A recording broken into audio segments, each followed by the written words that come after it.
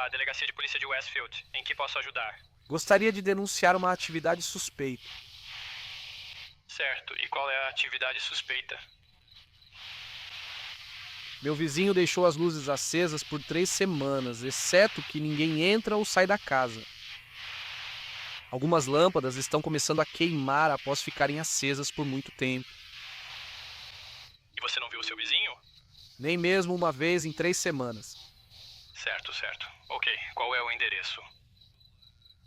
Enviaremos uma unidade para verificar. Certo.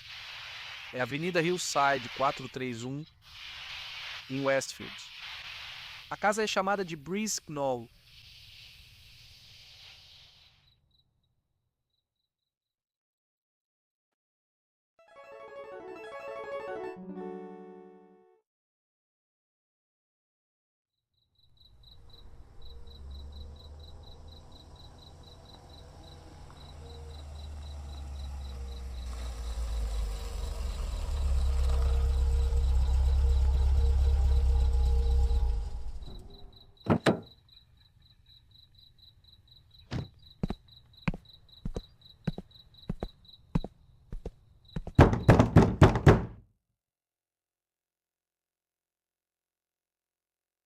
Às 10 da noite, os oficiais Jelesnik e Haller chegaram à Avenida Hillside, número 431. Bateram na porta repetidamente sem resposta. Querendo investigar mais, eles entraram na propriedade por uma janela destrancada e começaram a explorar. A casa estava desprovida de vida e tinha um leve cheiro ruim que os encorajou a se moverem mais para o lado.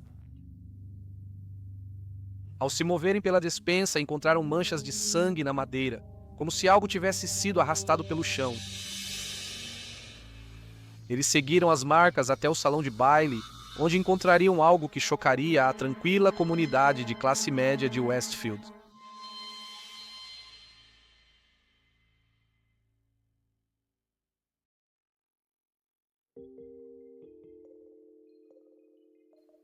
Esta é a casa de Robert Bob Clark. Ele mora aqui com sua esposa Dolores, onde tem um casamento feliz e tranquilo. Bob é um contador experiente e qualificado, atuando como controlador na empresa Madria Joyner Kirkman Woody. Bob cresceu em uma família religiosa que vai à igreja com frequência. Em seu endereço anterior em Denver, ele era um membro ativo da congregação, frequentando reuniões semanais e organizando carona para outros membros da igreja. Ele conheceu Dolores em um evento da igreja e perceberam que tinham interesses e experiências em comum. Ambos eram luteranos devotos e ambos serviram anteriormente no exército, com Bob sendo um veterano da Segunda Guerra Mundial e da Guerra da Coreia, e Dolores sendo uma escriturária. Em 1985, eles celebraram seu relacionamento da melhor forma possível. Eles se casaram. 2 anos depois, eles se mudaram para a Virgínia para se estabelecerem nesta casa bonita em um bairro de classe média para viverem pacificamente juntos como membros respeitáveis e valorizados de sua comunidade.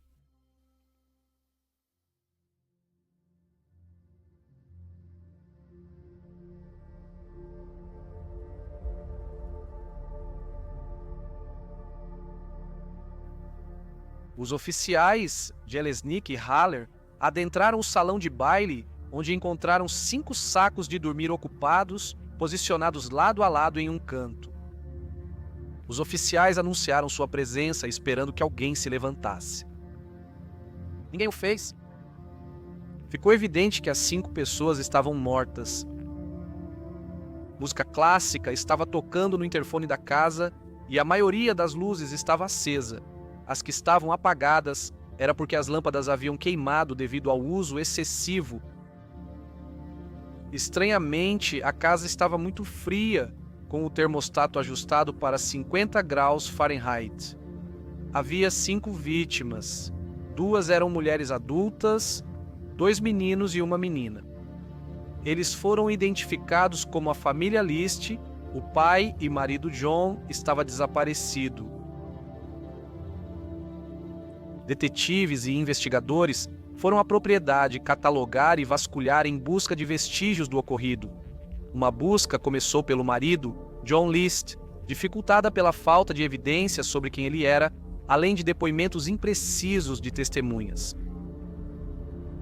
Enquanto a polícia vasculhava a casa, descobriram que todas as fotos recentes da família que poderiam mostrar a aparência de John haviam sido destruídas, restando apenas algumas fotos antigas e de baixa resolução dele muito jovem.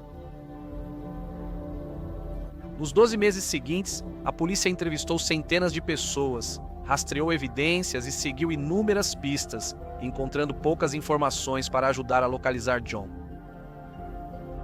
A última evidência revelada foi o carro registrado em nome de John List, encontrado no estacionamento de longa duração no aeroporto John F. Kennedy, sem registros ou provas de que ele havia embarcado em um avião ou comprado uma passagem. Depois disso, o rastro e o caso esfriaram, mas o FBI listou John como um de seus criminosos mais procurados, parcialmente porque, em 1972, ele foi considerado suspeito no infame caso de sequestro aéreo de D.B. Cooper, porque ele tinha alguma semelhança superficial com o suspeito e havia desaparecido apenas 2 semanas antes do sequestro ocorrer. O tempo passou, cada vez menos pistas foram encontradas e, eventualmente, o caso esfriou completamente. John estava morto ou havia desaparecido com sucesso?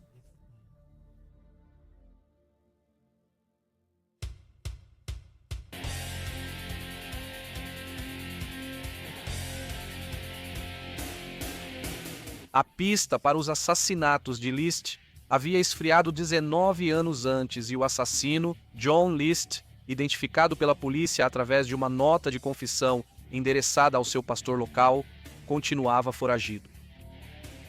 Ele havia assassinado com sucesso sua família e desaparecido, evitando a captura por 19 anos, apesar de estar na lista de procurados do FBI. Em 21 de maio de 1989, o reality show americano Os Mais Procurados da América, apresentado por John Walsh, que buscava o assassino de seu próprio filho, exibiu seu 66º episódio em sua 2ª temporada. O episódio retratou um quíntuplo homicídio ocorrido em Westfield, Nova Jersey. O episódio era sobre John List. O crime e suas evidências foram apresentados, e John Walsh conversou com oficiais da lei que trabalharam no caso. Ele também conversou com um artista forense chamado Frank Bender, que criou um busto de argila de List não como ele parecia na época das únicas fotos que tinham, mas usando sua aproximação de como List poderia parecer em 1989 como um homem de meados dos 60 anos. 21 milhões assistiram ao programa da Fox ao vivo naquela noite. Entre seus fãs estava Bob Clark, que assistia para tentar descobrir como os crimes foram cometidos e onde o criminoso poderia estar escondido. Naquela noite específica, Bob e sua esposa Dolores perderam o show porque estavam na igreja. 2/3 do caminho pelo país, em Denver, a família Flannery estava assistindo aquela mesma transmissão. Wanda Flannery tinha sido amiga de Dolores Clark quando ela morava em Denver com seu marido Bob, e Wanda assistiu com choque de boca aberta enquanto o busto de argila era mostrado na televisão. Depois do programa, ela e a família se reuniram para discutir o que tinham acabado de assistir. Ela tinha absoluta certeza de que já tinha visto o homem retratado no busto antes. O cabelo dele era de uma cor diferente, mas o rosto era o mesmo. Seu marido era mais cético e havia notado uma marca distintiva, uma cicatriz de operação mastoide atrás da orelha, no busto, e perguntou à sua esposa se ela já tinha visto aquela cicatriz na vida real. Ela respondeu nervosamente que sim. Nos escritórios do America's Most Wanted, Frank Bender agonizava sobre a qualidade de seu busto, que tentava capturar o bom e quieto homem da igreja, mantendo as características corretas e envelhecendo-o por 40 anos. Ele pensou consigo mesmo que provavelmente não levaria a nada de novo no caso, mas ele estava prestes a ser provado errado. O programa levou a cerca de 200 ligações, a maioria das quais não levou a lugar nenhum, exceto por 2. um chamador anônimo de Richmond, Virgínia, disse que o busto era compatível com um contador local, o que foi um bom começo porque a semelhança combinava e essa foi a primeira dica a também dar a ocupação correta, contador. Mas o chamador desligou antes de dar mais detalhes. A segunda chamada seria muito mais reveladora.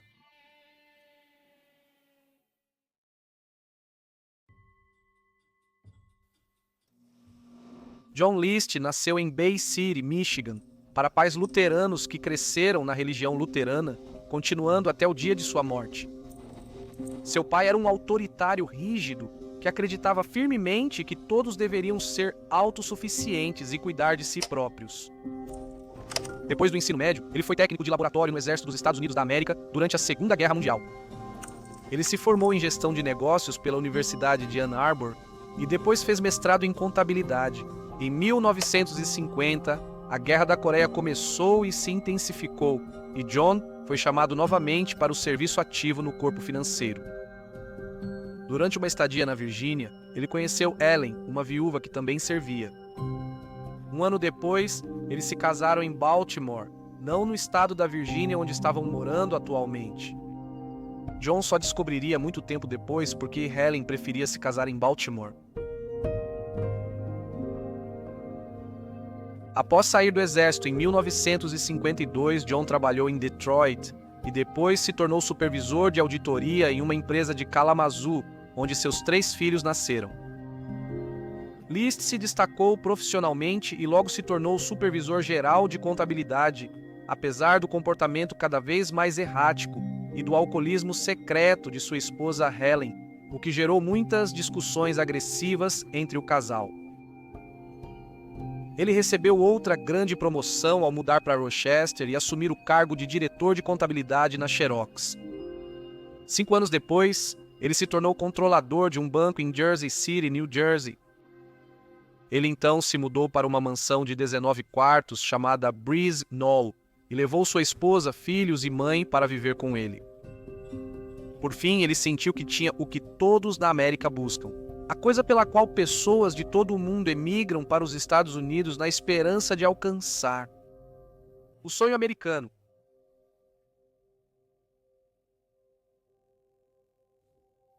Em 1930, muitos estados nos Estados Unidos da América introduziram leis que exigiam que as pessoas que procuravam uma licença de casamento fizessem exames de sangue antes de receberem tal licença. Apesar da descoberta da penicilina por Fleming em 1928, era difícil produzi-la em quantidades significativas, limitando seu uso e a exploração de todas as suas aplicações. Então, enquanto hoje muitas doenças são tratáveis graças aos antibióticos, naquela época elas eram desenfreadas e intratáveis.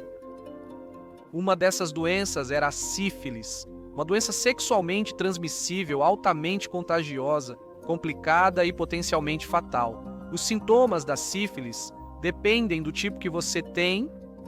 Os estágios primário e secundário têm sintomas visíveis que geralmente alertam alguém sobre a presença da doença.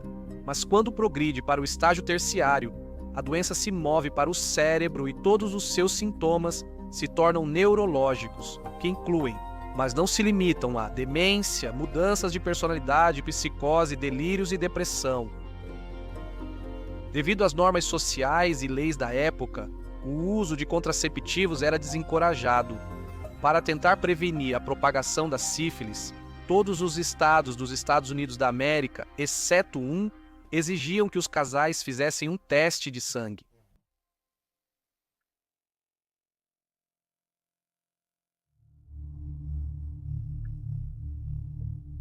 Apesar de se destacar em funções de contabilidade ao longo da carreira, o banco de Jersey City enfrentou dificuldades e fechou as portas, deixando John desempregado e envergonhado pela perda do emprego.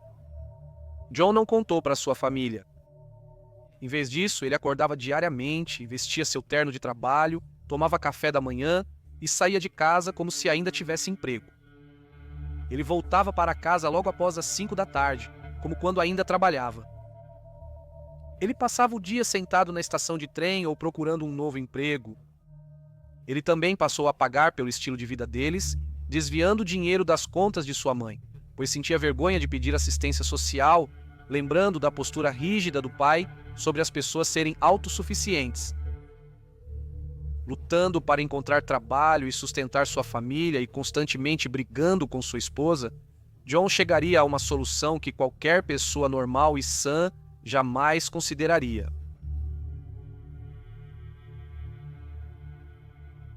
Depois de 18 anos juntos, as tensões do casamento começavam a pesar. Com o tempo, Ellen se tornou mais agressiva e errática, humilhando-o publicamente com frequência e comparando seu desempenho sexual desfavoravelmente ao do primeiro marido. John decidiu levá-la para um exame médico completo para ver se havia algo que pudesse ajudá-la. Foi durante este exame que a causa de todos os seus problemas comportamentais e possivelmente o alcoolismo foram descobertos. Sífilis. Helen contraiu sífilis do primeiro marido antes dele falecer, mas por medo e vergonha, escondeu os sintomas e não buscou tratamento. Quando ela conheceu John, as fases primária e secundária já haviam terminado sem deixar sintomas visíveis. Essa foi a razão pela qual ela pressionou John a se casar após apenas 1 ano, e segundo John, ela mentiu sobre estar grávida para conseguir isso.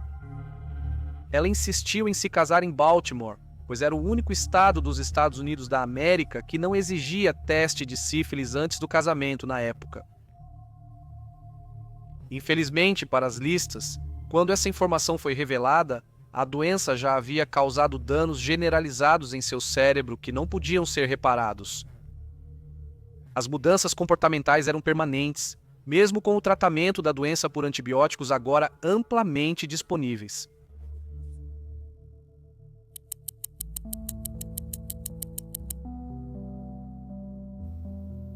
Em 1º de junho, o agente do FBI Kevin August e mais 3 agentes bateram a porta de uma casa em uma área tranquila de Midlothian. A porta se abriu e revelou o rosto de Dolores Clark. O agente August se identificou e pediu para falar com o marido dela, mas ele não estava em casa. O agente entrou na propriedade mostrando a Dolores fotos da apreensão e esboços feitos pelo artista do FBI e explicou por que eles estavam lá. Dolores tinha sentimentos conflitantes.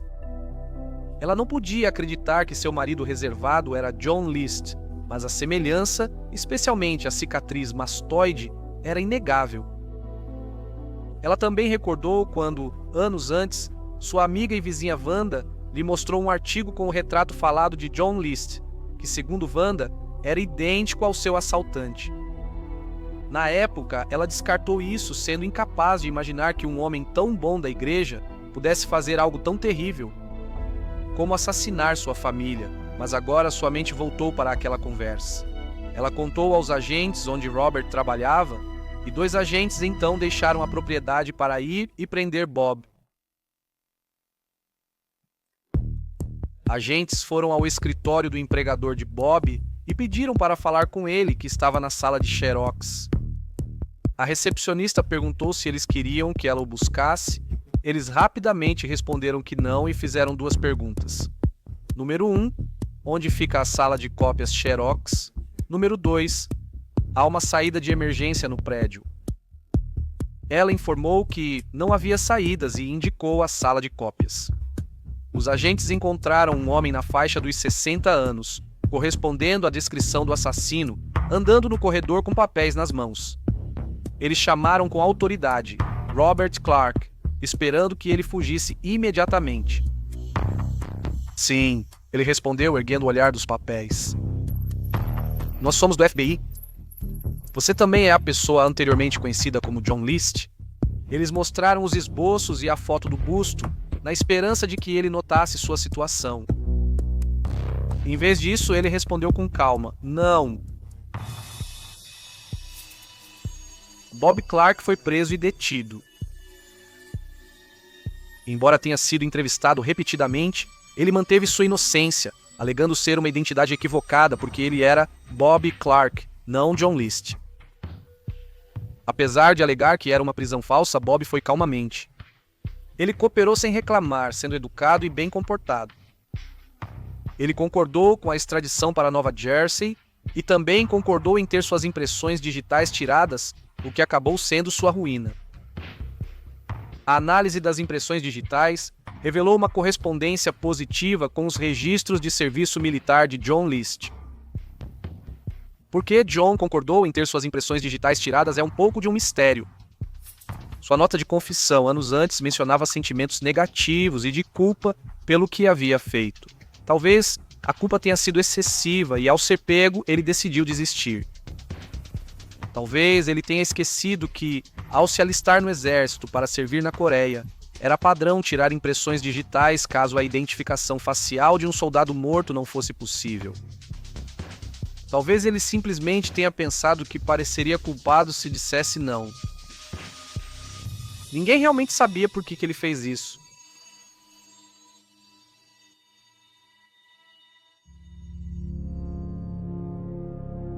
Detido desde a confirmação da impressão digital, Bob insistia que não era John List.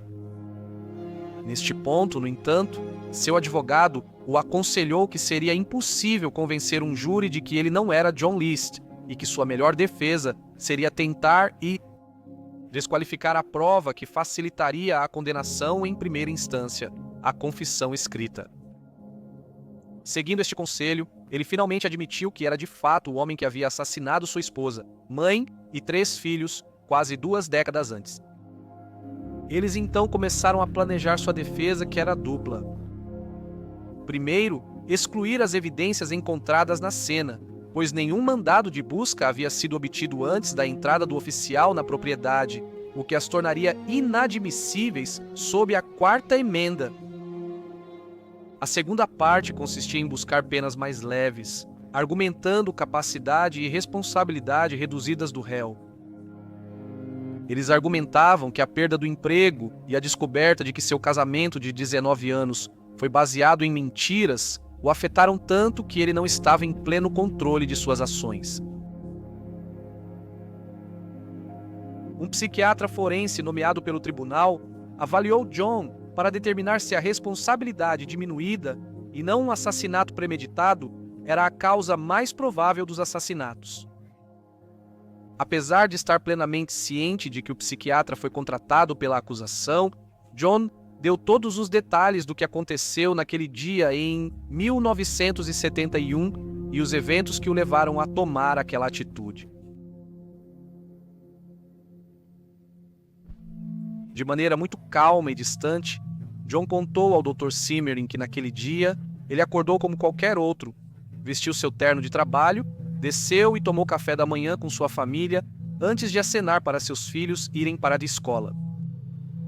Enquanto sua esposa tomava café da manhã, ele se posicionou atrás dela, apontou uma pistola de 9mm na parte de trás da cabeça e puxou o gatilho. Em seguida, ele subiu para o 3º andar e atirou em sua mãe em seu quarto. Depois disso, ele esperou pacientemente por sua filha e filho mais novo retornarem da escola. E atirou em ambos.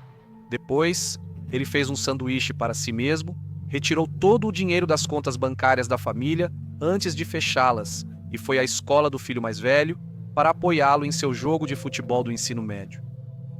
Outros pais notaram como John parecia orgulhoso do desempenho de seu filho e o aplaudia bastante alto. Depois do jogo, ele levou seu filho para casa, sacou sua arma para atirar nele. No entanto, seu filho não se foi silenciosamente como os outros e tentou se defender, obrigando John a atirar nele várias vezes antes de finalmente matá-lo com um tiro no peito. Após matar todos os familiares, ele colocou os corpos em sacos de dormir e os levou para o salão de baile. Ele acendeu todas as luzes e fez o toca-discos tocar música clássica continuamente pelo interfone. Isso foi feito para dar a ele tempo para escapar sem alertar ninguém sobre o desaparecimento de sua família. Ele também cancelou as entregas de jornal e leite, dando o motivo de que estavam indo de férias, e anteriormente ele havia enviado cartas para a escola das crianças para informar que os filhos estariam indo para outro estado visitar sua mãe doente e estariam ausentes por algumas semanas. Ele destruiu o que acreditava serem todas as fotos que mostravam seu rosto e abaixou o termostato para retardar a decomposição dos corpos. Ele então fugiu por 19 anos, criando uma nova identidade para si mesmo, casando-se e se tornando querido pelos frequentadores da igreja local, escondendo-se à vista de todos até que o programa America's Most Wanted exibiu o episódio que levou à sua captura. Após semanas avaliando John, o Dr. Simmering apresentou suas evidências ao tribunal. Ele pintou o retrato de um obsessivo compulsivo que genuinamente acreditava que estava fazendo um bem para sua família ao enviá-los para o céu, mas que meticulosamente e friamente planejou tudo com antecedência e absolutamente sabia que o que estava fazendo era errado. Em 12 de abril de 1990, John List foi considerado culpado pelas 5 acusações de assassinato em primeiro grau. Eu permaneço verdadeiramente arrependido pela tragédia que aconteceu em 1971. Eu sinto, devido ao meu estado mental na época, eu não era responsável pelo que aconteceu. O juiz não se comoveu com o pedido de perdão de John e o condenou à pena máxima da época. 5 penas de prisão perpétua consecutivas. Ao longo dos anos, 2 recursos foram feitos contra sua sentença para o Tribunal Federal de Apelações. O primeiro era que suas cartas para o pastor deveriam ser confidenciais por motivos religiosos, não podendo ser usadas como evidência no caso. O segundo recurso era que ele estava sofrendo de transtorno de estresse pós-traumático devido ao seu tempo de serviço militar. Ambos os recursos foram rejeitados